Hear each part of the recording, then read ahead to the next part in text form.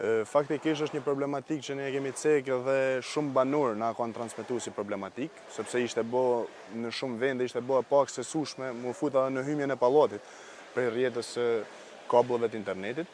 Ne faktikisht si drejtori kemi diku tek 11 muaj që merremi çdo ditë, është bërë një punë e përditshme kjo e jona. Faktikisht kemi vazhdu me zona që kanë qenë më problematike, se që ka qenë aksi Paruz Xhabie, që është përfundu nga të dyja krahët, aksi Perashit, që ka mbaru dhe Kapota, dhe aksi Rusit. Momentalisht po punojmë në Urë Ndërvishbek dhe do kalojmë në pjesën e kryqëzimit Degës. Kjo ka qenë vetëm faza parë e punimeve tona. Ne kemi ecur në një punë paralele me gjithë sistemin Kapot, që është bërë në një pjesë shumë të madhe të pallateve të vjetra të Shkodrës, dhe kemi asistuar që edhe pamja tjetë ashtu si që e meritojnë të pallate, se realisht kam pas një ndryshim kolosal. Do të kemi edhe fazat të tjera.